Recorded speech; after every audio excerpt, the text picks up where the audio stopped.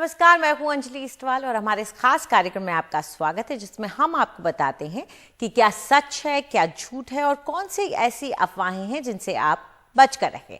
तो आज हम चर्चा करने वाले हैं एक बेहद अहम मुद्दे पर। क्या कोरोना वायरस का इन्फेक्शन दोबारा हो सकता है? यानी कि एक बार होने के बाद आप ठीक ठाक हो गए, आपका टेस्ट नेगेटिव आ गया, उसके बाद दोबारा क्या ये इन्फेक्शन हो सकता है? इसको लेकर एक्सपर्ट्स के बीच में बहस जारी है। दरअसल पहली बार हांगकांग के रिसर्चर्स ने दुनिया भर का पहला डॉक्यूमेंटेड कोविड री इन्फेक्शन का मामला अगस्त 24 को रिपोर्ट किया था। उसके बाद यूएस में भी री इन्फेक्शन का मामला रिपोर्ट किया गया। भारत में भी अब ये मामले रिपोर्ट किए गए हैं। बेंगलुरु में एक 27 साल की महिला का मामला रिपोर्ट हुआ है और वहीं अहमदाबाद में 4 मामले रिपोर्ट किए गए हैं। तो चलिए इनके बारे में थोड़ा समझ लें। जो बेंगलुरु का मामला है दरअसल फोर्टिस हॉस्पिटल से आया है और यहाँ 27 साल की एक महिला पर दोबारा से वो दावा करते हैं कि कोरोना ने हमला कर दिया और री इन्फेक्शन हुआ है। जुलाई में दरअसल पहली बार उनको कोरोना हुआ था और उसके बाद वो पूरी तरह से ठीक हो गई थी, डिस्चार्ज कर दिया गया था, घर लौट गई थी और एक महीने बाद फिर से उनके अंदर लक्षण दिखे। जब जांच की गई तो वो पॉजिटिव आई हैं। कुछ ऐसा ही देखने को मिला है अहमदाबाद में भी। लेकिन उससे पहले आइए सुन लेते हैं कि मेडिकल एजुकेशन मंत्री जो हैं कर्नाटक के, वो क्या कह रहे हैं।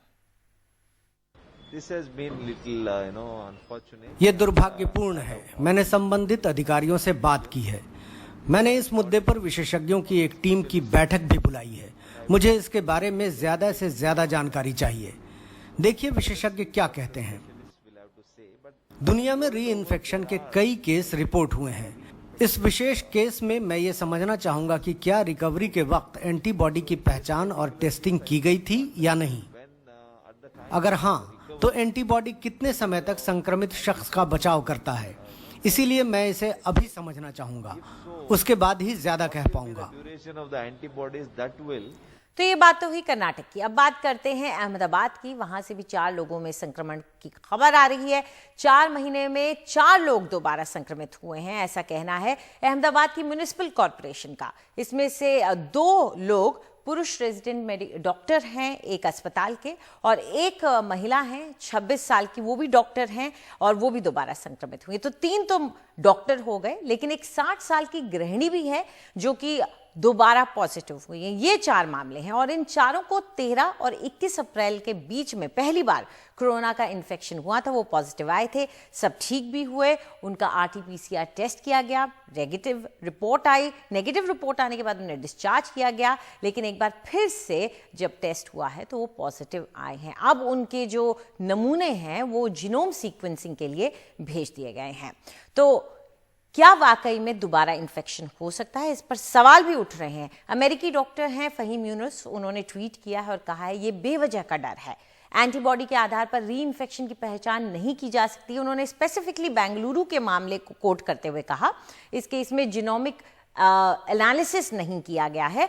ये और दूसरे कई दोबारा संक्रमण के मामले ये इसके साथ जो हैं वो सब गैर जरूरी डर है। इस पर चर्चा करने के लिए हमारे साथ डॉक्टर प्रतीक पाटिल हैं जो कि कंसल्टेंट हैं infectious diseases Fortis health care Bengaluru के, और साथ में हमारे डॉक्टर राकेश वर्मा भी जुड़ गए हैं जो कि additional director general of health services हैं स्वास्थ्य मंत्रालय के। आप दोनों का बहुत बहुत शुक्रिया हमारे साथ जुड़ने के लिए।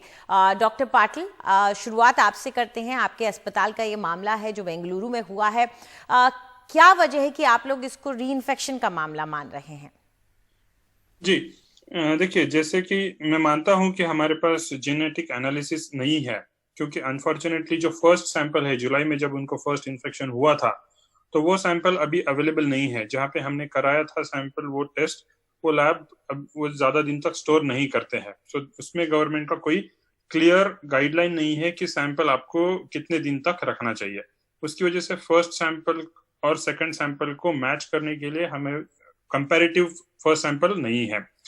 फिर भी क्लिनिकल बेसिस पे हम इसको री इन्फेक्शन की तरह मान रहे हैं। इसका कुछ कारण है। फर्स्ट टाइम जब उनको इन्फेक्शन हुआ तब उनको माइल्ड इन्फेक्शन जैसे कोर्स उनका था पूरा। उनको फीवर, बॉडी पेन और कॉफ था जो कि कुछ दिन तक रहा। वो रिकवर हुई, उनके बाद उनका टेस्ट भी नेगेटिव आया और वो नॉर्मल वर्क कर रही थी। उसके बाद 1 महीने तक वो पूरी तरह से स्वस्थ थी और उसके बाद वापस से उनको सिमिलर सिम्टम्स आए।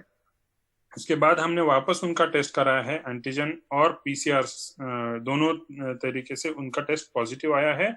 जो आईजीजी एंटीबॉडीज है, जो नॉर्मली हम लोग एक्सपेक्ट करते हैं कि वो फर्स्ट इन्फेक्शन के बाद पॉजिटिव आए, और वो यूजुअली परसिस्ट करता है at least around 2 to 3 months। That ये हम लोग का ऐसे मानना है कि अभी तक की जो भी इंफॉर्मेशन है उसके हिसाब से ये आईजीजी एंटीबॉडीज 2 से 3 महीने तक तो भी रहते हैं बॉडी में, जो हमें कुछ हद तक इम्यूनिटी दे सकता है। लेकिन ये पर्टिकुलर केस में वो आईजीजी एंटीबॉडीज नहीं थे। हाँ, मैं ये मानता हूँ कि एंटीबॉडीज नहीं होने के कारण ये ऐसा नहीं है कि ये रीइंफेक्शन नहीं है, लेकिन हमारा ये कहना है कि जो कि इनको एंटीबॉडीज प्रोड्यूस नहीं हुए थे तो इनका सेकंड इन्फेक्शन का चांस ज्यादा है। और इनके जो सेकंड टाइम सिम्टम्स आए हैं वो टोटली न्यू सिम्टम्स थे, वो कंप्लीटली रिकवर हो गए थे और उसके बाद भी उनको पॉजिटिव पीसीआर आया है। और जो सीटी वैल्यू, अगर आप टेक्निकल टर्म्स में पूछना चाहेंगे, जो सीटी वैल्यू एक होता है जिसमें वायरस कितना है बॉडी में, उसकी इनडायरेक्ट मेजरमेंट होती है जी। तो वो सेकेंड टाइम में फर्स्ट टाइम से कम थी। तो फर्स्ट टाइम जब टेस्ट किया था जुलाई फर्स्ट वीक में, उस वक्त वो 20 था, और जब सेकेंड टाइम अगस्त में कराया था test, last week of August, so it was 17. So that means it was a high viral load in technical terms. ठीक है। अगर ये persistent viral shedding होता है, हम लोगों ने ऐसे भी बहुत से केसेस होते हैं कि जिसमें पीसीआर एक से 1.5 महीने तक भी पॉजिटिव रह सकता है, लेकिन उसमें जनरली ये सीटी वैल्यूज जो है वो धीरे धीरे विथ टाइम इंक्रीज होती है, लेकिन ये केस में वो कम थी और हमें न्यू ऑनसेट ऑफ सिम्टम्स थे, एवरीथिंग वाज न्यू। चलिए, आपका कहना है कि कुछ ऐसे पॉइंट्स थे जो पॉइंट कर रहे थे एक री इन्फेक्शन की तरफ। चलिए हमारे साथ हाँ है कि हम लोग क्यों ये उसके बावजूद भी हम लोग ये क्यों बताना चाहते हैं कि इसमें से हमें क्या लर्निंग है। लर्निंग ये है कि पेशेंट्स को एक बार इन्फेक्शन होने के बाद भी वो खुद को प्रोटेक्टेड ना समझे, उनको एहतियात जो है वो बरकरार रखनी चाहिए, मास्क, सोशल डिस्टेंसिंग और हैंड हाइजीन जो है वो कंटिन्यू करना चाहिए। दूसरी बात जो हमारे साथ हुआ कि हमारे पास अभी पहला सैंपल अवेलेबल नहीं है, अगर आईसीएमआर लैब्स को कुछ डेफिनेट रिकमेंडेशन देता है कि ऑल पॉजिटिव सैंपल्स उन लोग को 3 महीने 4 महीने जो भी टेक्निकल उसके हिसाब से वो एक डेफिनेट ड्यूरेशन दे सकते हैं, तो वी कैन अवॉइड इट और हमारे साथ मदद मिलेगी, उससे मदद मिलेगी। बिल्कुल। तो इसको बुलेट प्रूफ कवच न समझें जिनको हो गया है, प्लीज आप ख्याल रखें, ये कहना चाह रहे हैं डॉक्टर प्रतीक यहाँ पर। डॉक्टर वर्मा, ये सवाल सिर्फ बेंगलुरु को लेकर नहीं है, अहमदाबाद के भी मामले हैं, मुंबई में आया था, दिल्ली में एक पुलिस वाले का खबर आई थी, एक प्रोलॉन्ग्ड वायरल शेडिंग जो कि डॉक्टर भी कह रहे थे, लंबे वक्त तक वायरस का शरीर में रहना वर्सेस री इन्फेक्शन, तो ये कैसे पता लग पाएगा कि ये हो रहा है? अंजलि, जो आपका प्रश्न है बहुत ही सामयिक और प्रासंगिक है, लेकिन फिर भी मैं आपसे बताना चाहूंगा कि भारतवर्ष में ही लगभग 44 से 45 लाख लोगों को एक कोरोना का पॉजिटिव इन्फेक्शन हो चुका है, जो कि डॉक्यूमेंटेड भी है, एग्रीड भी है। अगर ये हम पूरे विश्व को देखें तो जो बेंगलोर वाला केस है उसका नंबर 5 था पूरे विश्व में, और अगर अहमदाबाद के भी 4 लोग ऐड कर लें तो अभी 10 से भी संख्या कम है। दिल्ली पुलिस वाले को ऐड कर लें तो 10 मरीज हैं। तो 45 लाख में से अगर 10 को री इन्फेक्शन हुआ है तो वो एक एकेडमिक बात अलग है, लेकिन इससे पैनिक होने वाली बात नहीं होनी चाहिए। या आप एग्री करेंगी कि 45 लाख में से अगर 5 मरीजों को, 4 अहमदाबाद, 1 दिल्ली और 1 बेंगलोर में री इन्फेक्शन सोच रहे हैं, सस्पेक्ट कर रहे हैं, उस तरफ सोच रहे हैं, इसका मतलब ये नहीं कि बाकी 45 लाख, 44 लाख, 42 लाख मरीज जो हैं वो उनके परिवार वाले घबरा जाएं, पैनिक करें। नहीं, मुझे और आपको इस मीडिया की तरफ से बताना है कि इससे पैनिक ना हो, बीमारी की इज्जत करें, बीमारी से बचें, लेकिन पैनिक, एक फियर साइकोसिस पूरे देश में फैलाना शायद अनुचित होगा। मैं आपको ये विश्वास दिलाना चाहता हूँ और आपके मीडिया के थ्रू ये बताना भी चाहता हूँ कि भारतवर्ष में हाईएस्ट लेवल पे माननीय प्रधानमंत्री के स्तर पे, डॉक्टर हर्षवर्धन साहब माननीय स्वास्थ्य मंत्री के स्तर पे, स्वास्थ्य सचिव राजेश भूषण साहब के स्तर पे प्रतिदिन इस पे मीमांसा होती है कि कैसे हम अपने जनमानस को, कैसे भारतीय नागरिकों को, उनके परिवारों को इस कोरोना से हम लोग बचाएं। और एक बार 5-7 मिनट की बात नहीं है, ये कई कई घंटे चलती है। हेल्थ सेक्रेटरी के कमरे में माननीय स्वास्थ्य मंत्री के पास एक वार रूम बनाया हुआ है कोरोना से फाइट करने के लिए। और ये बताऊं, ऐसा कभी वार प्रिपेयर्डनेस कभी भारतवर्ष में क्या विश्व में कहीं नहीं देखा गया होगा। उसी वजह से इतनी बड़ी पॉपुलेशन होने के बावजूद भी भारत सरकार के एफर्ट से, प्रांतीय सरकारों के एफर्ट से, लोकल एडमिनिस्ट्रेशन की वजह से और जनमानस के सहयोग की वजह से कोरोना की दर और कोरोना का क्वांटम जो है काफी कम हो पाया है। आपके माध्यम से ये भी बताना चाहूंगा कि भारतवर्ष में ही मॉर्टेलिटी 2% से भी कम है।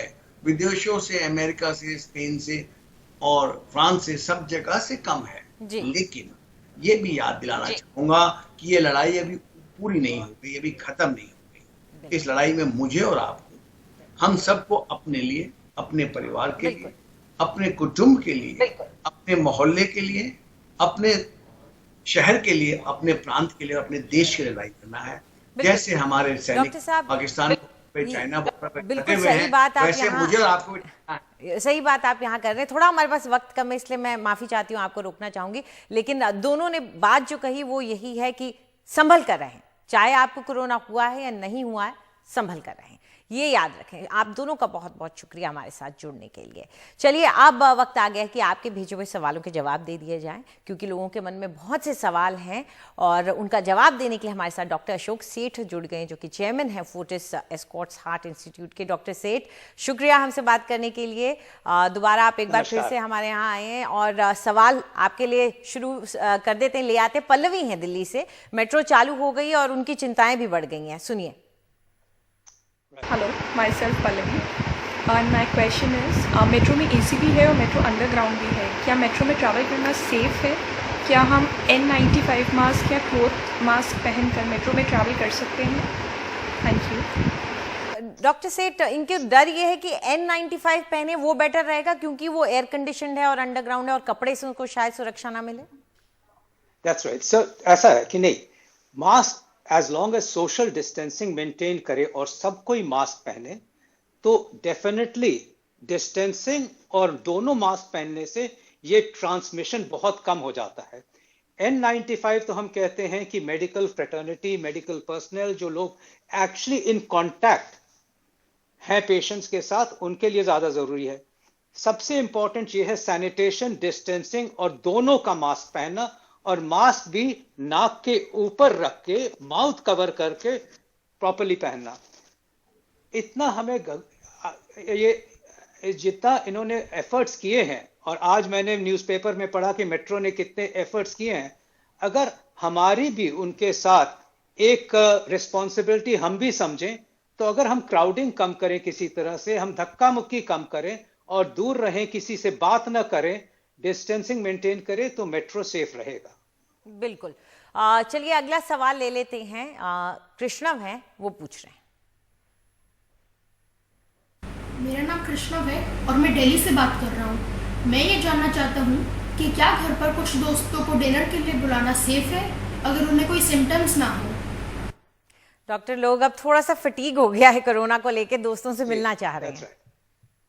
देखिए, समझने की बात यह है कि अभी भी प्रिकॉशंस मेंटेन करनी बड़ी जरूरी है। किसी का एसिम्प्टोमेटिक होना इज नॉट नेसेसरली कि उसको कोरोना नहीं हो सकता, क्योंकि आपने देखा ही है कि जब ये सर्वेज हुए हैं, इम्यूनो सर्वेज में देखा गया कि 30% लोगों को तो हो चुका है, इसलिए कि कई लोग एसिम्प्टोमेटिक होते हैं। तो अननेसेसरी लोगों से मिलना, चाहे वो रिश्तेदार भी हों, अननेसेसरी मिलना नहीं चाहिए। Near and very dear ones, जो कि आपके इमीडिएट है, उनसे तो आप बगैर मास्क के मिल सकते हो, बट अगर किसी को फटीग हो गया है, आपके बहन है, आपके भाई हैं, आपको पता है कि वो भी प्रिकॉशंस ले रहे हैं और ठीक है, तो जरूर मास्क पहन के, डिस्टेंसिंग रख के उनसे जरूर मिल सकते हैं, जरूर बात कर सकते हैं, घर में बुला सकते हैं, बट प्रिकॉशंस अगर कोई बाहर से आ रहा है तो वो प्रिकॉशंस घर में मेंटेन होनी चाहिए। मास्क हमेशा पहनना चाहिए, सिर्फ मैं कहूंगा इमीडिएट नियर के साथ, या खाना खाते वक्त या नहाते वक्त ही मास्क छोड़ना चाहिए। अदरवाइज तो मेरे फादर जो 95 हैं, घर पे हैं, उनके लिए भी मैं जब मिलता हूं उनसे, तो मैं मास्क पहन के मिलता हूं। बिल्कुल बिल्कुल, अगर आप बाहर जा रहे हैं तो रिस्क हमेशा रहता है इस बात का। Doctor, thank you very much, आप हमारे साथ जुड़े और सवालों के जवाब दिए, थैंक यू।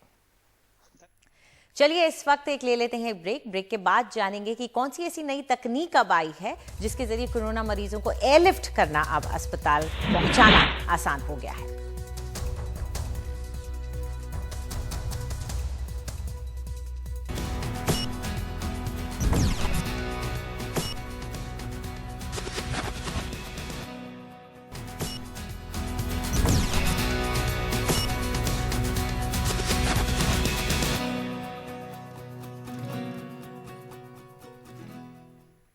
हमारे इस खास कार्यक्रम में आपका एक बार फिर से स्वागत है। हम आपके लिए नई नई तकनीक भी लेकर आते हैं और पहली बार भारत में एक खास तौर का आइसोलेशन पॉड उसका इस्तेमाल किया गया। ये एयर एम्बुलेंस में इसका इस्तेमाल किया गया। दरअसल इस मरीज को कोलकाता से चेन्नई तक ले जाया गया। ये कोविड पॉजिटिव थे, वेंटिलेटर सपोर्ट पर थे, लेकिन चेन्नई के रहने वाले थे, किसी वजह से फंस गए थे कोलकाता में, तो उन्हें वापस ले जाया गया और ये पहली बार इस तरीके का पॉड भारत में इस्तेमाल किया जा रहा है। इस पर चर्चा करने के लिए डॉक्टर राहुल सिंह हमारे साथ जुड़ गए, जो कि को फाउंडर हैं ICATT के, जो कि इस पॉड को लेकर भारत आए हैं। डॉक्टर सिंह, ये क्यों इस्तेमाल करना पड़ा और ये कैसे फायदेमंद साबित होता है?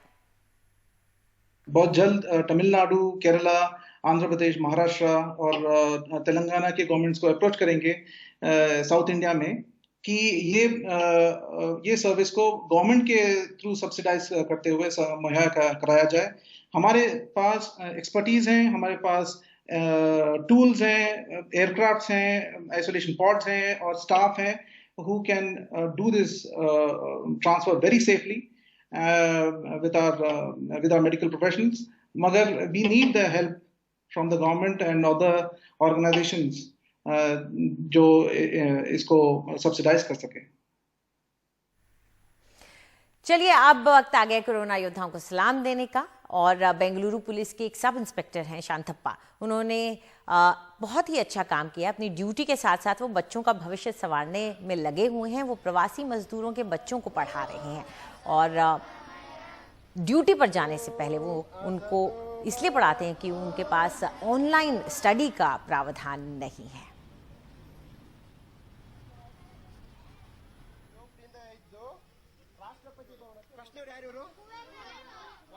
Super. Itu? Masih.